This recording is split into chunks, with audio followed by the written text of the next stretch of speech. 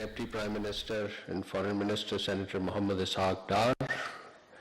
The Prime Minister will meet His Royal Highness Crown Prince Mohammed bin Salman bin Abdul Aziz. The Prime Minister's visit to Saudi Arabia is part of the coordination between the two brotherly countries, Pakistan and Saudi Arabia, on matters of regional peace and security and ending violence and hostilities. The Prime Minister's visit to Saudi Arabia should also be seen in the broader context of Pakistan's efforts to advocate and facilitate an early cessation of hostilities and violence in the region, with the aim of paving the way for dialogue and diplomacy. In the same vein, ladies and gentlemen, yesterday the Prime Minister, His Excellency Mohammad Shahbaz Sharif, held telephone conversation with the President of Iran, His Excellency Masoud Pezeshkian. They exchanged Ramadan greetings. The Prime Minister offered condolences on the martyrdom of His Eminence Ayatollah Sayyid Ali Khamenei. In follow-up of his letter to His Eminence Mujtaba Khamenei on 10th March, the Prime Minister congratulated the President of Iran on His Eminence Mujtaba Khamenei's assumption of this onerous responsibility. The Prime Minister expressed hope, his hope that Iran would enjoy peace, stability, dignity, and prosperity in the years ahead. Ladies and gentlemen, let me turn to Pakistan's response to the outbreak of hostilities and violence and armed attacks in the Middle East, which is sadly now in its third week. As you know, Pakistan had condemned the unwarranted attack against the Islamic Republic of Iran. These attacks came at a time when diplomatic efforts were underway to reach a peaceful and negotiated solution. We stated very clearly that such a course of action will undermine peace, stability of entire region with far-reaching consequences. Pakistan also strongly condemned the attacks by Iran against the brotherly countries of Saudi Arabia, Bahrain, Jordan, Kuwait, Qatar, and the UAE. And we stand in solidarity with all these brotherly countries and underscore the need to exercise maximum restraint. The unprovoked attacks constitute a blatant violation of the sovereignty of these brotherly Gulf states. Pakistan expresses serious concern over the recent attacks, which is a corollary of these hostilities in the Middle East, attacks against the brotherly countries of Turkey and Azerbaijan.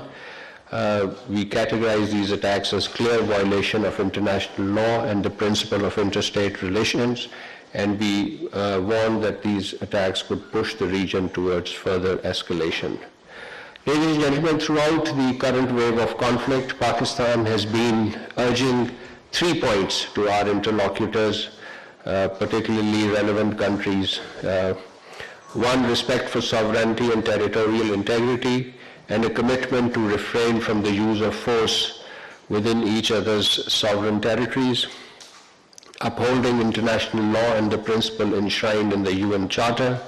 And our third point has been resuming dialogue, engagement to pursue a peaceful, negotiated resolution to the crisis. The conflict has seen death of 2 Pakistani nationals in the UAE. We offer our heartfelt condolences over these losses. Our mission in the UAE has worked with the bereaved families in repatriation of the mortal remains of our deceased citizens back to Pakistan. With respect to regular community services, we undertook special efforts towards evacuation of Pakistani nationals, particularly our nationals in Iran and those stranded elsewhere in the region. Currently, a crisis management unit of the Ministry of Foreign Affairs is operating round the clock. Special facilitation desks have been established at Pakistan's missions in the countries to assist stranded Pakistanis with visa facilitation, logistics, and travel arrangements. Missions have also launched dedicated application registration portals and helplines to enable timely outreach and assistance. Pakistani missions are also in close coordination with the respective host countries to ensure necessary consular facilitation for our diaspora. The Prime Minister of Pakistan has issued very clear directives regarding these community assistance measures, and the Ministry of Foreign Affairs and our missions abroad are implementing these directives with full support and guidance of our Deputy Prime Minister and Foreign Minister. Since the onset of the current wave of hostilities, our top leadership has remained actively engaged with their counterparts across the region, and we have been regularly updating you on these high-level exchanges. Very briefly, let me sum up some of the important exchanges that have taken place. On 28th February, this was immediately on the start of this onset of hostilities and violence. The Prime Minister held a telephone conversation with His Royal Highness Crown Prince Mohammed bin Salman bin Abdul Aziz Al Saud. The Prime Minister strongly condemned this serious regional escalation that has taken place as a result of Israeli attacks on Iran and followed by regrettable attacks on other Gulf countries by Iran. While assuring the Saudi leadership of Pakistan's full solidarity and support in the current situation, the Prime Minister said that Pakistan will always stand with its Saudi brothers and sisters at all times to come and under all circumstances. The same day, Prime Minister Mohammed Shahbaz Sharif held a telephone conversation with His Highness Sheikh Tamim bin Hamad Al Thani, the Emir of the State of Qatar. The Prime Minister reaffirmed Pakistan's full solidarity and support with the brotherly state of Qatar amid current and crisis, and assured Emir that Pakistan would always stand shoulder to shoulder with our Qatari brothers and sisters and would play a positive role in ensuring peace and stability in the region. The next day, the Prime Minister, that is on the 1st March, the Prime Minister held a telephone conversation with His Majesty King Abdullah bin Ibn al-Hussein of the Hashemite Kingdom of Jordan to discuss the evolving regional situation. The two leaders exchanged views on the serious regional developments following the escalation from the Israeli attacks on Iran and followed by attack on Jordan and other regional countries. Pakistan's solidarity with Jordan as well as with our brotherly countries in the Gulf was reaffirmed. The same day, the Prime Minister held a telephone conversation with His Majesty King Hamad bin Isa Al Khalifa, the King of Bahrain. He assured the Bahraini leadership of Pakistan's solidarity and as well as our solidarity with the other Gulf countries. And we also underscored the need of maximum restraint by all parties. On the 2nd March, the Prime Minister held a telephone conversation with His Majesty Sultan Haitham bin Tariq, Sultan of Oman. The Prime Minister conveyed his deep appreciation of Oman's mediatory role and constructive efforts in facilitating dialogue and building trust among regional and international stakeholders. He acknowledged that Oman's balanced and very forward-looking diplomacy was a stabilizing force in the region. Same day, the Prime Minister received a telephone call from His Excellency Mr. Ahmad al-Shara, President of the Syrian Arab Republic. The two sides emphasized the urgent need for restraint, de-escalation, and dialogue to preserve regional peace and stability.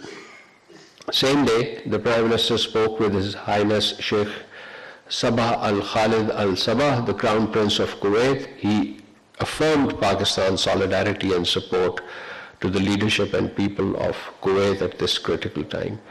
And on 3rd March, the Prime Minister held telephone conversation with President Recep Tayyip Erdogan of the Republic of Turkey. And in addition to the crisis in Gulf, the two leaders also discussed Afghanistan.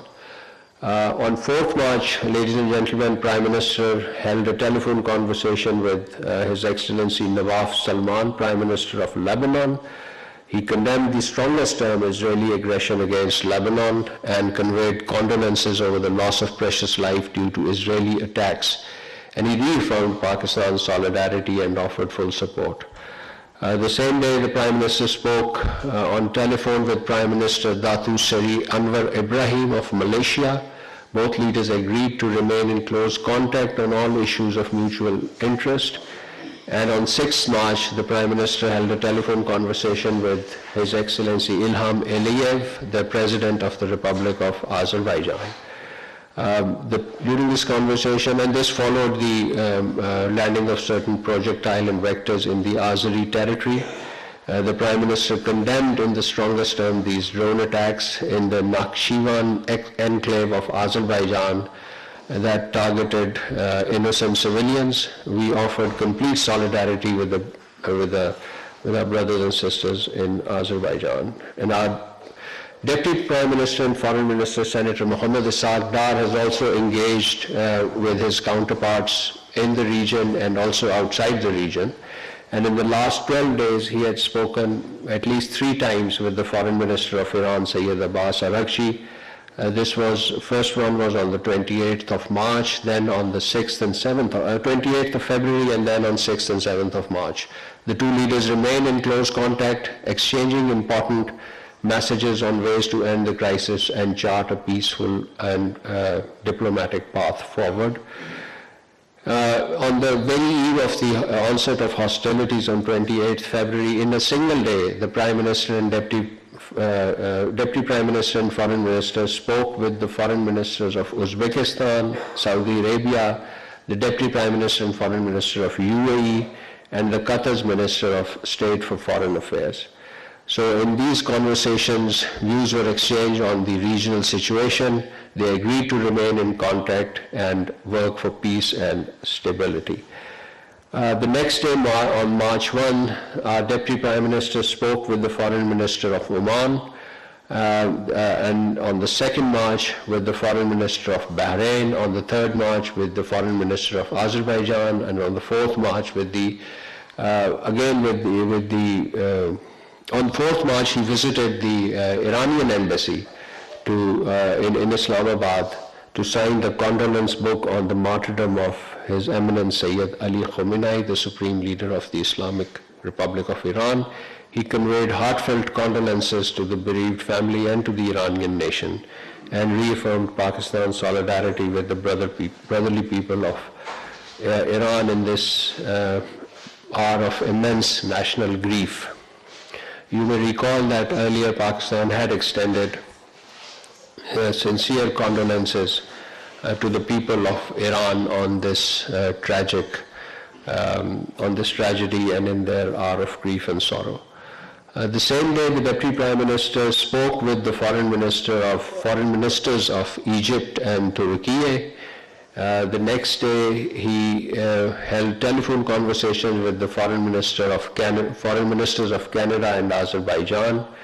On 7th March, he spoke with the Commonwealth Secretary General, Shirley Botchway, and later he spoke on the same day with the Foreign Ministers of Malaysia, then spoke with the Deputy Prime Minister and Foreign Minister of the UAE, which was his second call with his UAE counterpart since the onset of these hostilities.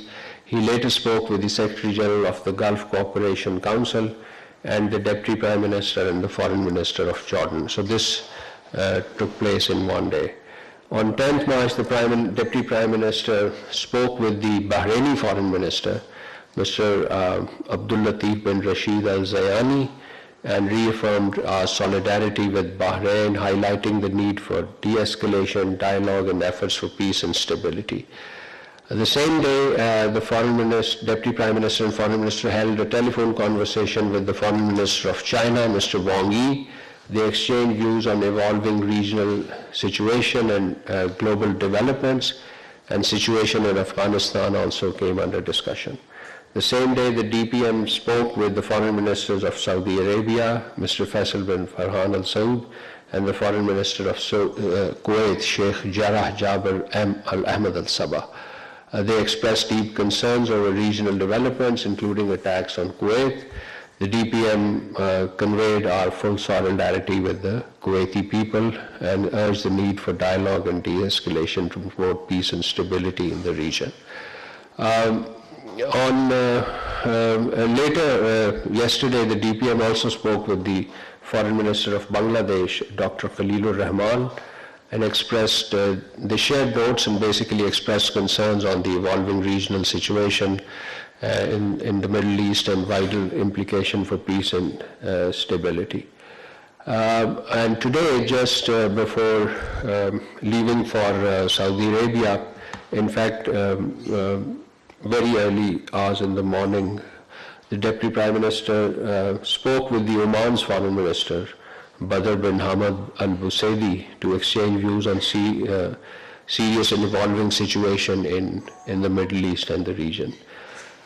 Finally, ladies and gentlemen, on a different topic, you must have seen our statement on expressing our concern on the long-term uranium supply agreement conducted between Canada and India and potential contribution for small modular reactors technologies between the two sides. Let me reiterate that this arrangement represents yet another country-specific exception in the field of nuclear cooperation. It is particularly ironic that given that India's 1974 nuclear tests were conducted using plutonium produced in the reactor supplied by Canada for quote-unquote peaceful purposes. And this had led to not just to the Indian nuclear test of 1974, but also the creation of Nuclear Suppliers Group.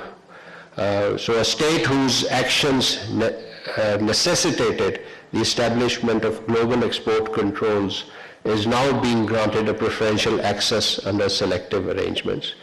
So India has neither placed its civilian nuclear reactors under International Atomic Energy Agency safeguard, nor undertaken any binding commitment to do so under this arrangement. So several facilities, nuclear facilities in India remain outside international inspection, and it is also not clear to us what concrete non-proliferation assurances, if any, accompany this India-Canada agreement. The strategic consequences of India-Canada nuclear agreement are equally troubling.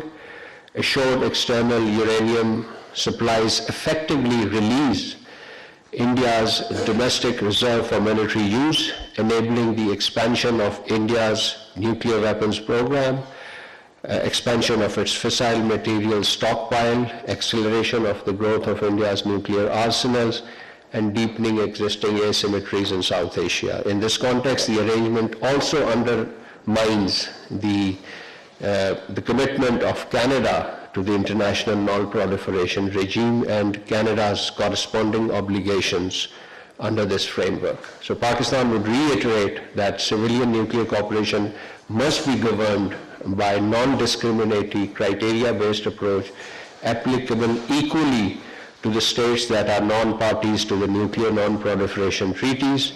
Selective exceptions diminish the credibility of global non-proliferation framework and risk further destabilizing region and global peace and security.